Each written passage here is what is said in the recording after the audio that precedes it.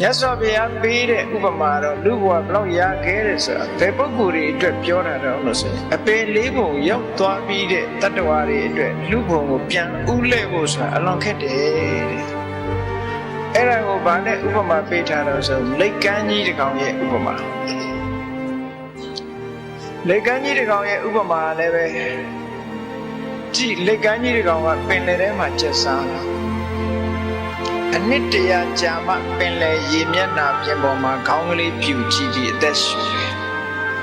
အနှစ်တရာလုံးပင်လယ်ရေမျက်နှာပေါ်မှာတက်မလာဘူးတဲ့ပင်လယ်ရေထဲမှာပဲရေနဲ့ပိုင်းထဲမှာပဲသူကလှဲ့လှဲ့ကျက်စားပြီးတော့နေတဲ့လိတ်ကြီးအဲ့ဒီလိတ်ကြီးကမျက်စိနှစ်ကွင်းအလင်းမရလို့ကန်းနေတဲ့လိတ်မို့လိတ်ကန်းတဲ့ဟုတ်ကဲ့အဲ့ဒီပင်လယ်ပြင်ထဲမှာထံပိုးရုံကြီးတစ်ခုကအပေါက်ကလေးတစ်ခုပဲပေါက်ပါတယ်အဲ့ဒီပင်လယ်ဆိုတာကအမြဲတမ်းလှုပ်ရှားတာငြိမ့်နေတာမဟုတ်ဘူးဗရယာလူတွေတော့ပင်လယ်မြင်ဘူးတဲ့လူအကုန်မြင်ဘူးချင်မှမြင်ဘူးမှာနော်ဟိုးရန်ကုန်တို့အောက်ပိုင်းကလူတွေကတော့ပင်လယ်မြင်ဘူးတယ်ပင်လယ်ဆိုတာငြိမ့်သက်နေတဲ့နေရာမဟုတ်အမြဲတမ်းလှုပ်ရှားလှိုင်းကအမြဲတမ်းတိုက်ပြီးတော့နေတဲ့နေရာအဲ့ဒီထံပိုးရုံကြီးကပင်လယ်ထဲမှာမျောပြီးတော့မျောချင်ရမျောနေတဲ့ထံပိုးရုံကြီးကအပေါက်တစ်ပေါက်ထဲပါလိတ်ကမ်းကြီးကလည်းသွားချင်ရသွားအနှစ်တရာကြာတဲ့အခါပင်လယ်ရေမျက်နှာပေါ်တက်လာပြီးခေါင်းကလေးပြူလိုက်တယ်လေအဲ့ဒီပြူလိုက်တဲ့ခေါင်းလေးနဲ့ခုနကမျောချင်ရမျောပြီးတော့လိုက်ပုတ်ရမျောနေတဲ့ထပုံးရုံကြီးအပေါက်နဲ့သွားစွတ်မိတယ်ဆိုတာဖြစ်ကောင်းဖြစ်နိုင်သေးတယ်ဖြစ်နိုင်မှာမလားဖြစ်နိုင်ပါဘူးဖြစ်နိုင်ဘူးအဲ့ဒါကဖြစ်နိုင်သေးတယ်တဲ့အပေလေးပုံရောက်သွားတဲ့တတ္တဝါတယောက်လူပြည်ပြန်ရောက်ဖို့ဆိုတာခဲနေဘာကြောင့်လဲဆိုစဉ်းစားကြည့်ပေါ့ကိုမျက်စိအောက်မှာရှိတဲ့တိရစ္ဆာန်လေးတွေပဲကြည့်လူတွေနဲ့အနိစ္စဆုံးဖြစ်တဲ့ကြောင်ကလေးတွေခွေးကလေးတွေကြည့်ပေါ့နေ့စဉ်နဲ့အမျှသူတို့ဘာတွေတွေးနေကြလဲဘာတွေလုပ်နေကြလဲကြည့်နော်အစာဝါရင်အိပ်မယ်အစာမဝရင်အစာရှာမယ်အစာရှာရင်တယောက်နဲ့တယောက်အနိုင်ကျင့်မယ်ကြိုက်မယ်ရံဖြစ်မယ်ဟုတ်ကဲ့အစာဝါရင်အိပ်မယ်ဒါပဲမဟုတ်လားပရိစိတ်တဲ့အချိန်ရှိရလားရှိပါဘူးဘုရားရှိခိုးတဲ့အချိန်ရှိရမရှိပါဘူးမရှိဘူးကိုရှိတဲ့အစာလေးတောင်တစ်ကောင်နဲ့တစ်ကောင်မျှစားကြတာမဟုတ်ကိုယ်စက်တဲ့ရောက်လာတာမလားနဲ့ကြောင်လေးတွေဆိုအစာလေးတစ်ခုကြွက်ကလေးတစ်ကောင်ပါစက်တဲ့ရောက်လာပြီဆိုရင်မန်ဖီးနေတာဘယ်သူမှမလာနဲ့လာရင်တိုက်ခိုက်မှာပဲသူကဟုတ်ကဲ့အဲ့တော့သူတို့ရဲ့စိတ်နေသဘောထားလေးတွေကြည့်လိုက်ပဲဆိုလို့ရှိရင်အစာပေါ်မှာမမောနေတာကလောဘရထားတဲ့အစာကိုသူများနဲ့ရှယ်ယာမလုပ်နိုင်ပဲနဲ့မန်ဖီတာကမစ္စရိယမန်ဖီပြီးတော့ဒေါသနဲ့ဟိတ်နေတာကဒေါသဟုတ်ကဲ့မန်ဖီပြီးတော့ရန်လုံးနေတာကဒေါသကြံတဲ့အချိန်တွေမှာမောဟတဲ့ကဲစဉ်းစားကြည့်မောဟရဲ့လောဘရဲ့ဒေါသရဲ့ဒါတွေပဲလွှမ်းနေတာပဲသူတို့စိတ်မှာကုသိုလ်ပြုလို့တဲ့စိတ်ဆိုတာမျိုးမှသူတို့မှအလွန်ရှားတယ်နော်ဒါတိရစ္ဆာန်ပုံကိုမြင်ရတဲ့တိရစ္ဆာန်ဒါလူနဲ့အနိစ္စဆုံးခွေးလေးတွေကြောင်လေးတွေဆိုတာအနိစ္စဆုံးပြောလူနဲ့အလွန်ဝေးတဲ့အကောင်တွေဆိုလို့ရှိရင်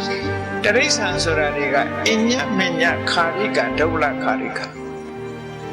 ဘောဓုဒအနေနဲ့ Discovery Channel မှာရှိတဲ့ Safari ဆိုတဲ့အာဖရိကတောရိုင်းကတိရစ္ဆာန်တွေအကြောင်းရိုက်ထားတာကြည့်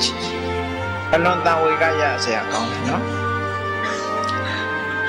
အဲ့ဒီမှာမြတ်စွာဘုရားကတိရစ္ဆာန်ဘဝကိုစကားလုံးလေးနှလုံးနဲ့ဟောတာအညမညခာရိကတဲ့တကောင်းတကောင်တတ်စားတဲ့ဘဝဒုဗ္ဗလခာရိကအားနည်းတဲ့အကောင်ကိုအားကြီးတဲ့အကောင်ကတတ်စားနေတဲ့ဘဝဆိုတော့တကယ်ဟုတ်တာတကယ်ဟုတ်တယ်အဲ့ဒီလိုတတ္တဝါတွေဟာတကောင်းတကောင်တတ်စားတဲ့အားရှိတဲ့ကောင်ကအားနည်းတဲ့ကောင်ကိုအနိုင်ကျင့်ပြီးတော့တတ်စားကြည်တိရစ္ဆာန်လေးတွေဆိုလို့ရှိရင်သမင်လေးတွေကျွဲလေးတွေကြားပါစက်ရှင်စိတ်ပါစက်မှာသူတို့အသက်ပြောက်သွားတယ်ဘုန်းကြီးတို့ဒီကနေ့ညနေတယ်ပဲ စကိုင်းကနေမရိယာလာတဲ့အခါမှာလမ်းမှာစိတ်နှကောင်ကိုကျိုးနဲ့တုပ်ပြီးတော့မော်တော်ဆိုင်ကယ်ပေါ်တင်သွားတော့မြင်တယ်ကြက်တီဆိုတာတော့မပြောနဲ့တော့ခဏခဏတွေ့တယ်တလန်းလုံးအဲ့ဒါကြက်ကိုနောက်ကနေစောက်ထိုးကျိုးနဲ့ချီပြီးစောက်ထိုးဆွဲပြီးတော့မော်တော်ဆိုင်ကယ်နဲ့စီးသွားတာတွေတွေ့လိုက်တယ်ကဲသူတို့ဘဝစဉ်းစားကြည့်စမ်း